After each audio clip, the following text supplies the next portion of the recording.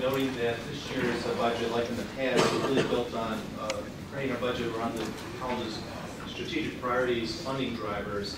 A model used by our educational affairs and student development team is kind of called the 6 pillars. It's really based on making sure we're aligning our spending to either college readiness, dual credit high school partnerships, strategic enrollment management, academic advising, career counseling, student academic success, faculty excellence on the learning environment, and finally, curriculum and assessment are the rubrics that the team really manages our budgeting energies through. And some examples of the outcome of this year's budget you'll see is providing the new student psychological services. We've expanded the College Promise program through the board's approval. Things like increasing marketing and advertising investments to help grow our market share, expanding student online learning offerings and things like that. So there's really a number of really important new and exciting things that the budget book documents this year that we're bringing to the board for your recommendation and approval.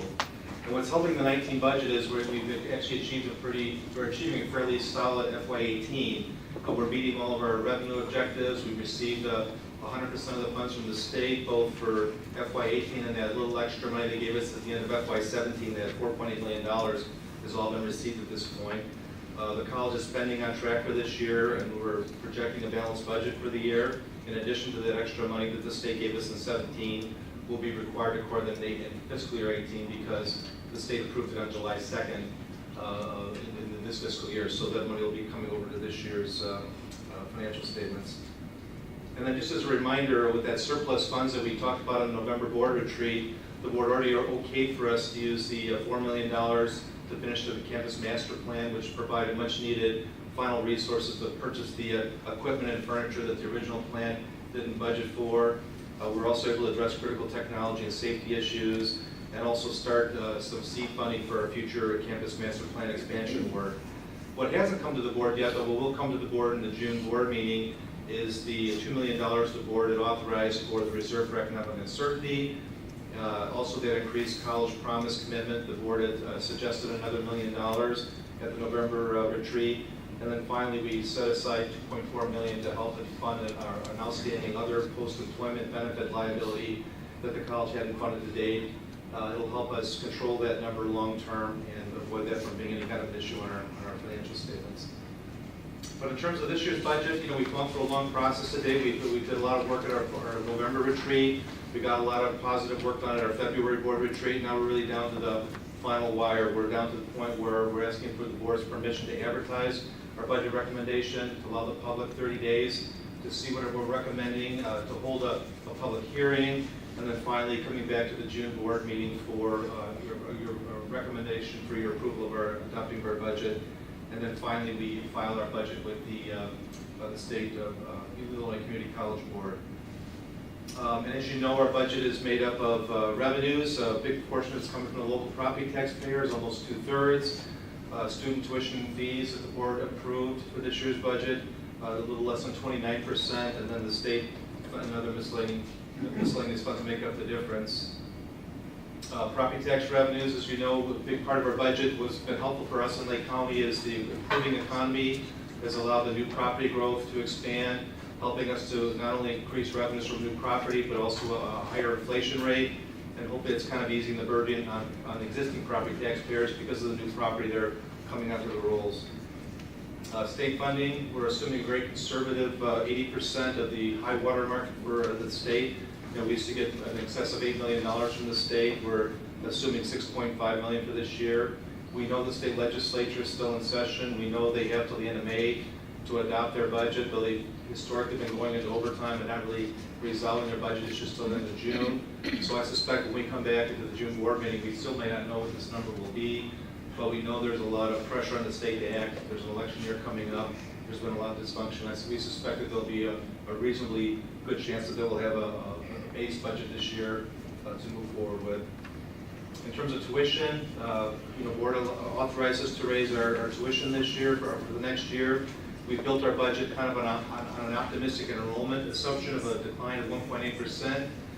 We've been hitting those higher ranges in the past several years, but I just want to note on this next slide that if we get to more of a middle case or to a worst case, the shortfalls would be approximately $400,000 or almost $800,000.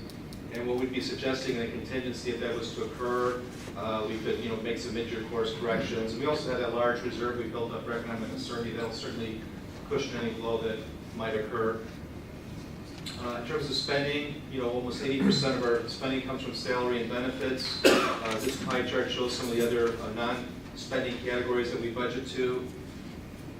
This year's budget, it totals $107.6 million, what we're recommending for next year. It's a 2.6% increase over the current year budget. The operating funds for personnel expenditures increased by 3.3% from last year. Our health insurance plan only increased by 9%. I'm using the word only because we know it could have gone up much higher than that. The benefits committee did a good job restructuring our plans and helping to control costs. And then finally, we did set aside some money for contingency if there's any unforeseen circumstances. It's a line that we historically have not really had to use until we had that great flood a year ago. So it's one of those things, so it's nice to have if something does pop up. I wanted to point out to you that in this budget request to the board, we have several new positions and several positions being exchanged. Educational Affairs have 4 positions that they deleted. They're asking to have 3 new positions.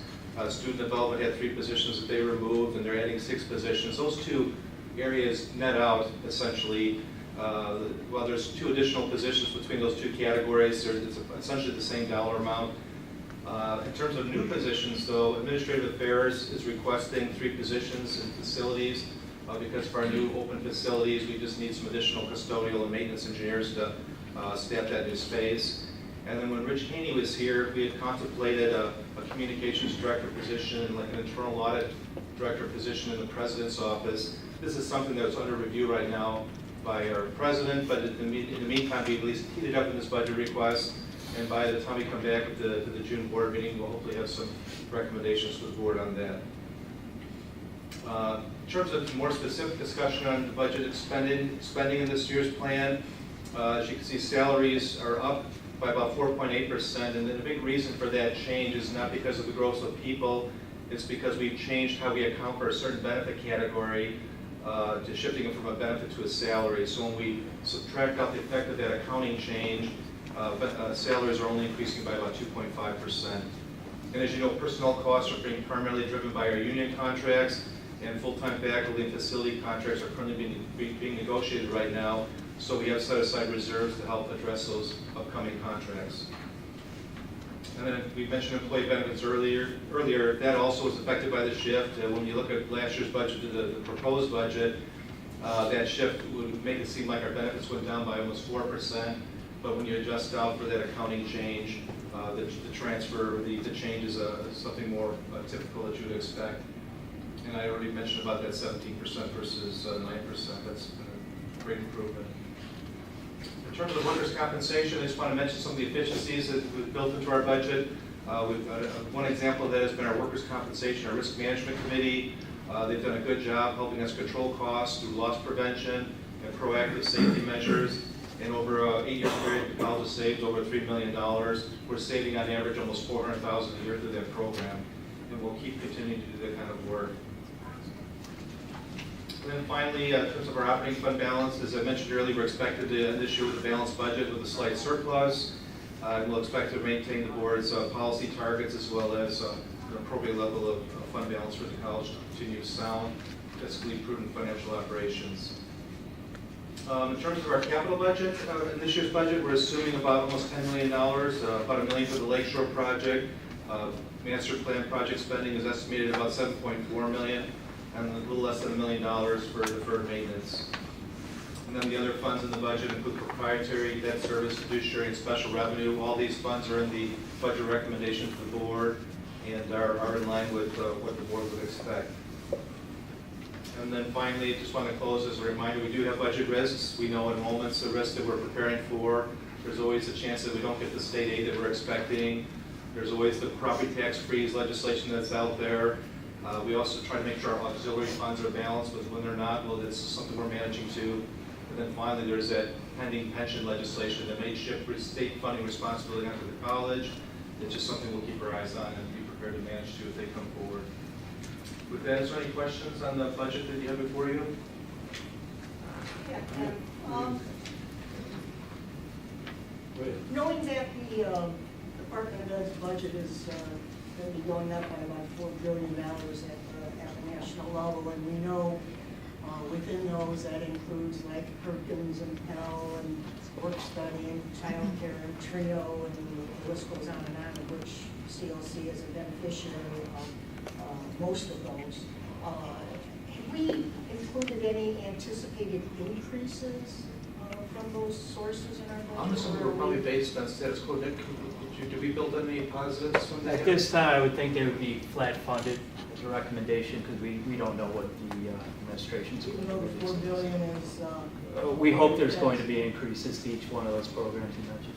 So is it fair to say then we're taking a really conservative look at? Correct. And I know the federal fiscal year starts, I thought it was August 1st. Or is it September Some of the 1st? grants are different, but October 1st is the federal fiscal year. Right. And then September 1st would be for TRIO. So we would know closer to those dates. Thank you. A little bit of ray of hope, right? Well, yeah. Fine job again, for the budget presentation. I still question why we're going to put $1 million in the promise program when we have 480,000 plus in there now. I mean, What do you think about that? Yeah, well, to me, I mean, the prudent thing would be, we've got to work on helping reduce the burden of tuition increases for our students. And, you know, that's why I asked the question of the budget. We've got 480,000 over there. I want to help the students, but I also want to see it transition over to the foundation, which is part of the original plan. But I do not see the overall idea of putting another $1 million in there and letting it sit there. I'd rather have you consider thinking about, can some of that money be used next year, perhaps, to help not increase tuition as much as we're proposing to do. Certainly a good scenario, yeah. Got to get at that. Okay. We've got less enrollment. High school population of students is flat. We're not going to get any more money from the state other than what we're getting. So I'd like to see us really take some structural thinking about how do we reduce tuition or at least keep it flat for our students. Good to hear. Any other questions? Ken, nice job.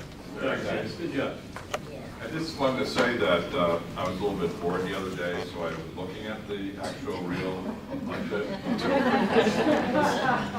And, yeah, a real thick one, yeah. And I have to admit, it's very well done, very well put together. You know, 1.7 or 107.6 million is nothing to laugh at. But when you think about the last 5-6 years, that number has only gone up small amounts comparatively. And you guys have done a great job of holding the line and keep our belts tight. So I commend you guys, your staff, everybody, Connie, everybody that works on it, and thank you very much.